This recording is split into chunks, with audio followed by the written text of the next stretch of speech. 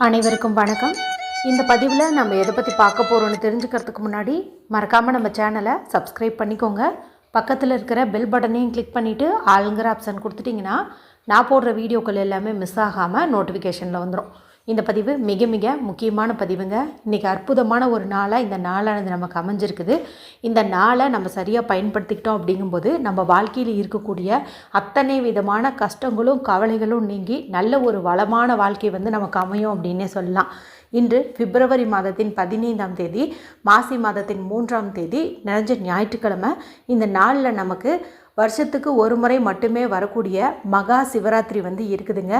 யார் ஒருத்தங்க இந்த மகா சிவராத்திரி நாளில் சிவபெருமான மனசில் நினச்சி வீட்லேயோ கோவில்லையோ வழிபாடு செய்கிறாங்களோ அல்லது விரதம் இருக்கிறாங்களோ, நைட்டெல்லாம் தூங்காமல் கண்முழித்து சிவபெருமானுடைய நாமத்தை உச்சரிக்கிறாங்களோ அவங்களுடைய வாழ்க்கையில் பல அதிசயங்கள் நடக்கும் அப்படிங்கிறதுல எந்த ஒரு மாற்று கருத்துமே கிடையாது. இன்று பார்த்திங்கன்னா கோவிலில் 4 கால பூஜைகள் நடைபெறும். இன்று மாலை தொடங்குவாங்க. நாளை காலை 6 மணி வரைக்கும் நடக்கும். மாலை 6 மணியிலிருந்து இரவு 9 மணி வரைக்கும் முதற்கால பூஜை, 9 மணியிலிருந்து 12 மணி வரைக்கும் 2ஆம் கால பூஜை, 12 மணியிலிருந்து 3 மணி வரைக்கும் 3ஆம் கால பூஜை, 3 மணியிலிருந்து 6 மணி வரைக்கும் 4ஆம் கால பூஜை நடக்குங்க.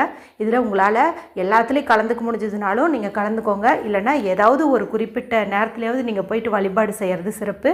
இல்லைன்னா வீட்டிலேயே கூட நீங்கள் இந்த நேரத்தில் பூஜை செய்கிறது அப்படிங்கிறது நல்ல பலனை கொடுக்கும். உங்களுக்கு அப்படி இரவு முழுக்க கண் முழிக்கிறதுங்கிறது ரொம்ப கஷ்டம். ஏன்னா அடுத்த நாள் பார்த்திங்கன்னா வேலைக்கு போகிற மாதிரி இருக்குது, எனக்கு நைட்டெல்லாம் தூங்காமல் இருந்தேன் அப்படிங்கும்போது நாளைக்கு எனக்கு வேலை செய்ய முடியாது, மேலும் எனக்கு ப்ரெஷர் இருக்குது, எனக்கு மயக்கம் வந்துடும், இந்த மாதிரி ஏதாவது ஒரு காரணம் இருந்துச்சு அப்படிங்கும்போது நான் சொல்லக்கூடிய இந்த ஒரு நேரத்தில் மட்டும் நீங்கள் முழிச்சிட்ருங்க. அதுவே போதும், அற்புதமான பலனை உங்களுக்கு கொடுத்துரும். இப்போது முன்னாடியே கூட நீங்கள் தூங்கிட்டு நான் சொன்ன நேரத்தில் அலாரம் வச்சு எந்திரிச்சிட்டு முகம் கை கால் கழுவிட்டு முடிஞ்சால் பூஜை அறையில் ஒரு தீபமும் ஏற்றி வச்சு அங்கே உட்காந்து இந்த நேரத்தில் சிவபெருமானுடைய மந்திரத்தை சொல்லலாம். ஓம் நம சிவாய அப்படின்னு சொல்லலாம். இல்லைன்னா நான் சிவசம்போன்னு சொல்லிட்டு ஒரு மந்திர வார்த்தையை நேற்றைய பதிவில் சொல்லியிருந்தேன், அதை நீங்கள் சொல்லலாம். அல்லது ஓம் மகாதேவாய நம அதை சொல்லலாம். உங்களுக்கு என்ன தெரியுமோ அதை நீங்கள் சொல்லலாம். வீட்டில் சிவபுராணம் அதே போல் கோளறுபதிகம் புத்தகமெல்லாம் வச்சுருந்தீங்க அப்படிங்கும்போது அதை நீங்கள் இந்த நேரத்தில் படிக்கலாம். அது என்ன நேரம் அப்படின்னு பார்த்திங்கன்னா லிங்கோத்பவ நேரம். இந்த நேரத்தில் நம்ம என்ன கோரிக்கை வச்சாலும் கண்டிப்பாக அது நிறைவேறும். எப்படிப்பட்டதாக இருந்தாலும் நிறைவேறும். அந்த டைமிங்கானது இந்த வருஷம் நமக்கு எப்போ வருது அப்படின்னு பார்த்திங்கன்னா நள்ளிரவு 12 மணி 16 நிமிஷத்துலேருந்து 1 மணி 6 நிமிஷம் வரைக்கும் இருக்குது. இந்த நேரம் வரைக்குமாவது நீங்கள் முழிச்சிட்டு நான் சொன்ன மாதிரி சிவநாமம் சொல்கிறது, அந்த சிவபுராணம் படிக்கிறதெல்லாம் உங்களுக்கு நல்ல பலனை கொடுக்கும். கோவில் பக்கத்தில் இருந்துச்சுன்னா இந்த நேரத்துலையாவது நீங்கள் போயிட்டு கோவிலில் உட்காந்துட்டு வர்றது அப்படிங்கிறதும் ரொம்ப ரொம்ப நல்லது. இந்த முறை நமக்கு 2 ஆப்ஷன் இருக்குது. நான் சொன்ன மாதிரி 12 மணி 16 நிமிஷத்துலேருந்து 1 மணி 6 நிமிஷம் இது ஒரு டைமிங்குங்க. அதே போல் 12 மணி 9 நிமிஷத்துலேருந்து 1 மணி 1 நிமிஷம் இந்த மாதிரி ஒரு டைம் இருக்குது. இது 2ல் உங்களுக்கு எந்த நேரம் ஒத்து வருதோ அதுக்கு தகுந்த மாதிரி நீங்கள் பார்த்து செலக்ட் பண்ணிவிட்டு நீங்கள் தியானம் மாதிரி பண்ணுங்கள். ஏன்னா இப்போ நான் சொல்லக்கூடிய இந்த ஒரு விஷயத்தை பண்ணுங்கள். எந்த ஒரு கோடும் இல்லாத பியூரான அன்ரூல்டு ஒயிட் ஷீட் எடுத்துக்கோங்க. இதில் எழுதுவதற்கு ப்ளூ கலர் அல்லது ரெட் கலர் லிங்க் வர மாதிரி பேனா ஸ்கெட்ச் பென்சிலை எடுத்துக்கோங்க. வீட்டில் அமைதியான இடத்துல உட்காந்துக்கோங்க. யார் கூடவும் பேசாதீங்க, டிவி பார்க்காதீங்க. இன்றைக்கி முழிச்சிட்ருக்கிறோன்னா டிவி பார்க்கணுன்னு அவசியம் கிடையாது. இன்றைக்கி நம்ம மந்திரம் சொல்கிறதுக்காகவும் சுவாமிக்கு வழிபாடு செய்கிறதுக்காகவும் தான் முழிச்சிட்ருப்போம். அதனால் நான் டிவி போட்டுட்டு டைம் பாஸ் பண்ணிடுவேன் அப்படிங்கிற தப்பு மட்டும் தயவு செஞ்சு பண்ணிடாதீங்க. அதுக்கு பேசாமல் நீங்கள் தூங்குறதுங்கிறதே உத்தமம். சரி, இப்போ அமைதியாக உட்காந்துச்சு இல்லையா? இப்போது என்ன கோரிக்கை உங்களுக்கு நடந்தே ஆகணும், ரொம்ப இக்கட்டான சூழ்நிலையில் இருக்கிறீங்க, இந்த ஒரு விஷயம் நடந்தே ஆகணும் அப்படிங்கிற மாதிரி இருக்கும் இல்லையா? அதை ஒன்றை மட்டும் நீங்கள் மைண்டுக்குள்ளே வச்சுக்கோங்க. இப்போ இந்த பேப்பரில் அந்த கோரிக்கையானது நடந்து முடிச்சிட்ட மாதிரி எழுதுங்க. ஒரு உதாரணத்துக்கு உங்களுக்கு பண கஷ்டம் தான் அதிகமாக இருக்குதுங்கும்போது, இப்போ ஒரு 10 லட்சம் பணம் வந்துச்சு அப்படின்னா உங்களுடைய பிரச்சனை தீரும் அப்படிங்கும்போது இந்த இடத்துல 10 லட்சம் பணம் கிடைத்து விட்டது அப்படின்னு சொல்லிட்டு எழுதுங்க. பக்கத்துலேயே 1176 நன்றி அப்படின்னு மென்ஷன் பண்ணுங்கள்.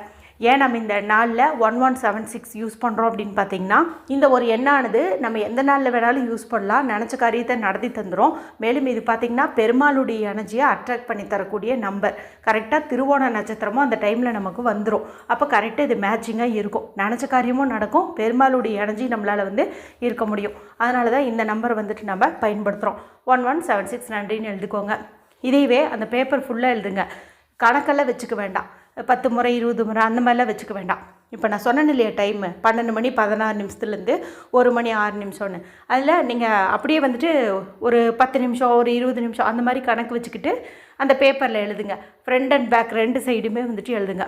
பொறுமையாக வந்துட்டு எழுதுங்க, நம்பிக்கையோடு வந்துட்டு எழுதுங்க. எழுதி முடித்த பிறகு கொஞ்சம் சோம்பு வந்து எடுத்துக்கோங்க. பெருஞ்சீரகம்னு சொல்லுவோம் இல்லையா, அதுதான் அந்த சோம்பை எடுத்துக்கோங்க. எடுத்துகிட்டு இப்போ இந்த பேப்பருக்குள்ளே வந்து அந்த சோம்பை வந்து போட்டுருங்க.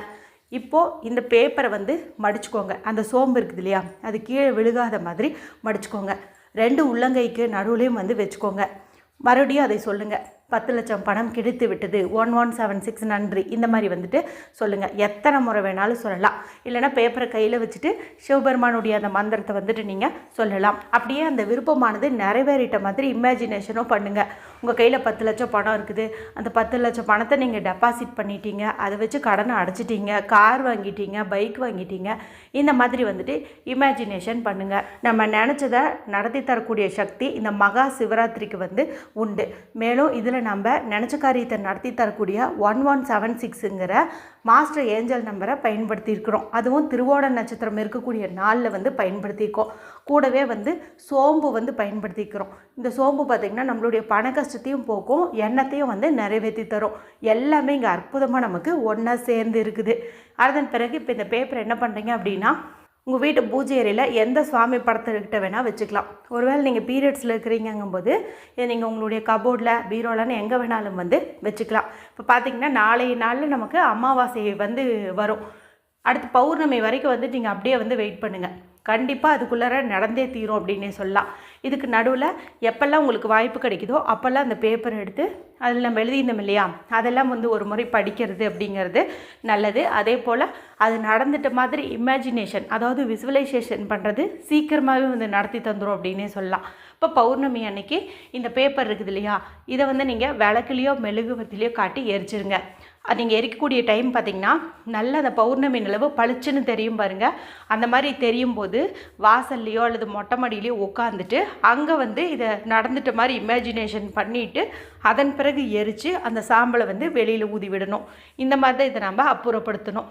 அந்த சோம்பு இருக்குது இல்லையா, அதை வந்து நம்ம வீட்டில் இருக்கக்கூடிய அந்த செடி கொடிக்கு அடியில் வந்து போட்டலாம், இல்லைன்னா வேறு எங்கே வேணாலும் நீங்கள் தூக்கி போட்டுடலாம். மொத்தத்தில் இன்று இரவு முழுவதும் முழிச்சிட்ருக்க முடியாதுன்னு நினைக்கிறவங்க அற்புதமான இந்த நேரத்தில் முழிச்சிட்ருந்து இந்த மாதிரி உங்களுடைய கோரிக்கையை முன்வைங்க. கண்டிப்பாக வந்து அது எப்படிப்பட்டதாக இருந்தாலும் நடந்தே தீரும். நம்பிக்கையோடு செஞ்சு பலனடையுங்க. வீடியோ பிடிச்சிருந்தால் மற்றவங்களோடையும் ஷேர் பண்ணுங்கள், லைக் பண்ணுங்கள். மற்றும் ஒரு பயனுள்ள பதிவில் உங்களை சந்திக்கிறேன். நன்றி, வணக்கம்.